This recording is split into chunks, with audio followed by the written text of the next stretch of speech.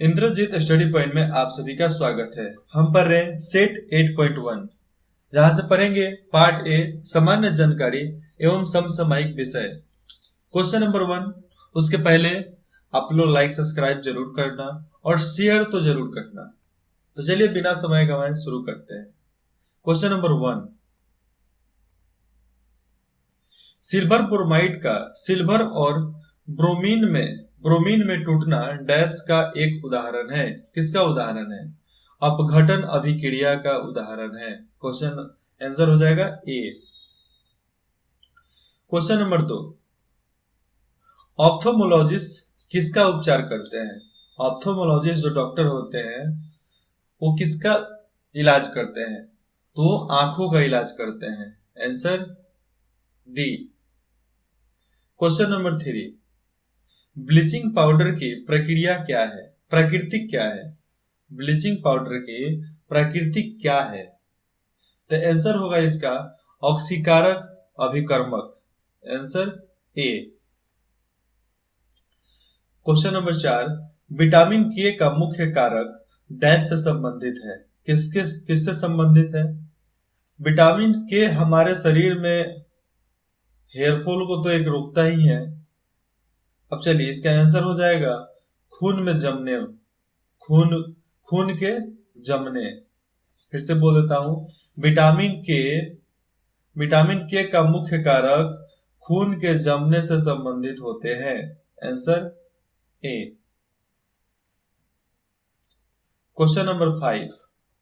डल झील जो भारत में है, डल झील भारत के निम्न में से कहाँ स्थित है? मतलब कौन से राज्य में है? कौन झील? डल झील। तो डल झील जम्मू कश्मीर में है। कहाँ पे है? जम्मू कश्मीर में। Question number 6। पदार्थ के एक अणु में मौजूद सभी परमाणुओं के परमाणु द्रव्यमानों के योग को क्या कहा जाता है? सूत्र द्रव्यमान, परमाणु द्रव्यमान, या आणविक द्रव्यमान, या मोल? 6 का आंसर होगा आणविक द्रव्यमान। Answer B. Question number 7। रक्त का इनमें से कौन सा घटक ऑक्सीजन का परिवहन करता है? मतलब रक्त में परिवहन कौन करता है? आरसीबी, डब्ल्यूसीबी, या प्लेट्स, या प्लाज्मा? बताओ जल्दी बताओ। तो रेड ब्लड सेल ही पूरे शरीर में ऑक्सीजन को देता है। Red blood cell, RCB. White blood cell नहीं होता है। अब ऐसा मत बोल देना राजस्थान, भूटान एंड चाइना, ये नहीं होता है। Red blood cell. Question number 8। निम्नलिखित में से किस तत्व की विद्युत ऋणात्मक सर्वाधिक है? मतलब निम्न में से किस तत्व की विद्युत ऋणात्मकता सर्वाधिक है? मतलब सबसे ज्यादा है।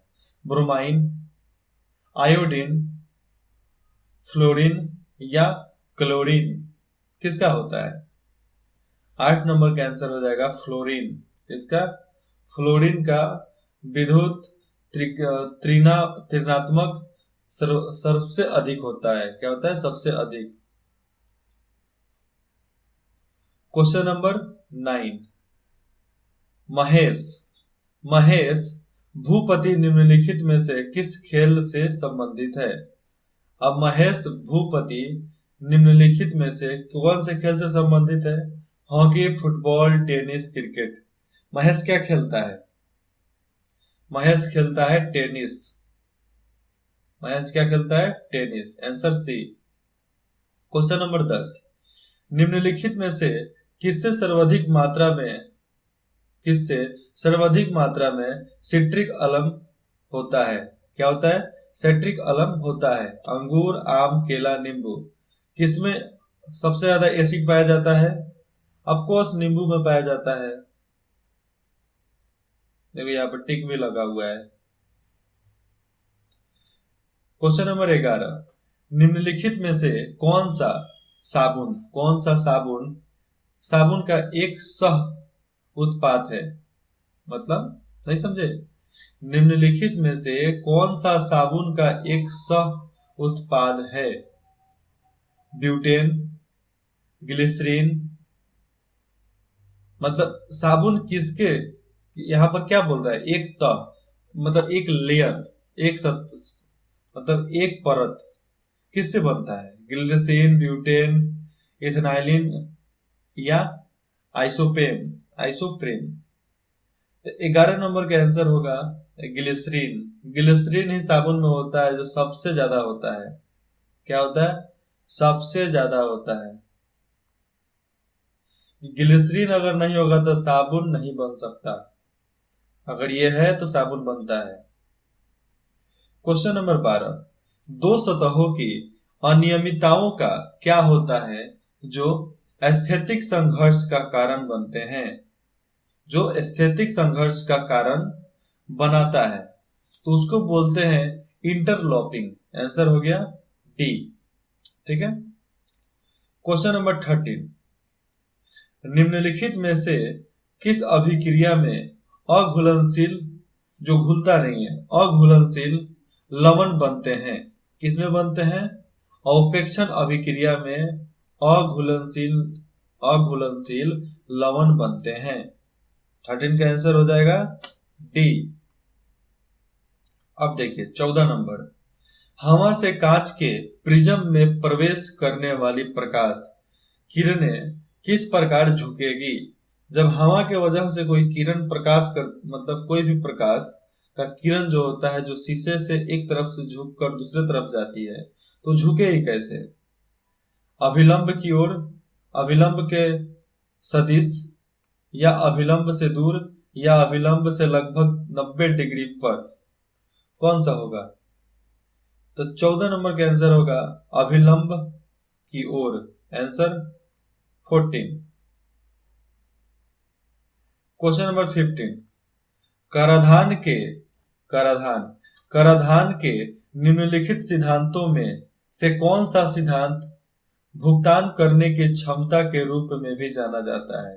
फिर से बोल दूं, कराधान लेन देन, कराधान के निम्नलिखित सिद्धांतों में से कौन सा सिद्धांत भुगतान करने की क्षमता के रूप में भी जाना जाता है? अनिश्चितता का सिद्धांत, मितव्ययता का सिद्धांत, या सुविधा का सिद्धांत, या निष्पक्षता का सिद्धांत? तो 15 नंबर का आंसर हो जाएगा निष्पक्षता का सिद्धांत। Answer D. क्वेश्चन नंबर 16, किस भारतीय जल प्रपात किस भारतीय जल प्रपात में राजा रानी, रॉकेट और रोरर नामक 4 अलग अलग झरने हैं? मतलब कौन सा भारत में कौन सा जल प्रपात है जहां पे राजा रानी, रॉकेट और रोरर नामक 4 अलग अलग झरने हैं? दूध सागर, हिरनी, या अथिरा पिल्ली, या जोग? अब देखो अथिरा पिल्ली, ये नाम अजीब है तो आप भर सकते हो, या जोग, लेकिन इसका आंसर क्या होगा? 16 का है, 16 का आंसर होगा जोग। Answer D. देखो यही दो को आंसर हो ही सकता था। दूध सागर में तो नहीं होता है, हिरनी में भी नहीं होता है। क्वेश्चन नंबर 7, केल्विन पैमाने, जो केल्विन पैमाने हैं, केल्विन पैमाने पर लिया गया ताप को सेल्सियस पैमाने पर दबाने के लिए आपको दिए गए ताप में डैश होगा। कितना होगा? मतलब कितना हमें सेल्सियस ताप देना पड़ेगा, इसमें ताप में कितना होगा? 273 से गुना करना, 273 से विभाजित करना, या 273 से जोड़ना या घटाना? तो 17 नंबर का आंसर हो जाएगा 273 में घटाया जाता है। इसमें दो ही होता है, जोड़ो चाहे घटाओ, बस वही सिस्टम है। 18, बनारस हिंदू विश्वविद्यालय, जिसको हम बीएचयू बोलते हैं, बीएचयू किस राज्य में स्थित है? उत्तर प्रदेश में स्थित है। ये तो 1800 कुछ से बना है ना, इसलिए तो बच्चे बच्चे के जबान पे याद रहता है। क्वेश्चन नंबर 19, भारत के किस केंद्र शासित प्रदेश में ये क्या है, पंचायती राज व्यवस्था नहीं है? मतलब भारत के वो कौन सा केंद्र शासित प्रदेश है जहां पर पंचायती राज्य नहीं है?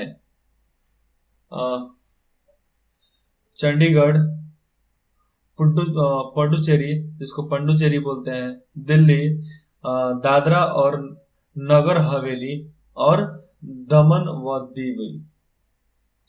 तो 19 नंबर का आंसर होगा सी, दिल्ली, क्योंकि दिल्ली केंद्र में आता है, इसलिए वहां पर पंचायती राज का कोई सिस्टम नहीं है।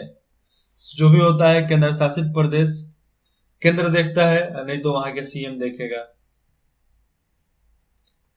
क्वेश्चन नंबर 20, पूर्णिमा के बाद अगले 14 दिनों में जहां चंद्रमा पतला होता रहता है, क्या होता है?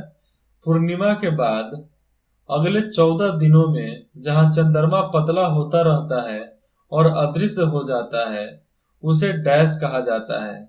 उसे क्या कहा जाता है? उसे कहा जाता है चंद्रमा के छयन अवस्था। चंद्रमा की छयन अवस्था मतलब छुपने की अवस्था। छयन मतलब परछाई होता है, परछाई की वो अवस्था है। 21, देखो चंद्रमा भी चारों तरफ से नहीं चमकता है, किसी एक ही तरफ से चमकेगा, हर तरफ से नहीं चमकता है, ऐसा भी बात नहीं है। हम लोग को केवल रात को ही दिखता है, क्योंकि बाद में कुछ ऐसा सिस्टम आता है जिसके बारे में हम दूसरे पार्ट में बताएंगे, दूसरे वीडियो में बताएंगे।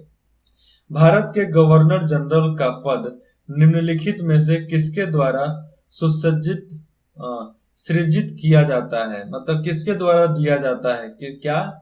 गवर्नर जनरल का पद।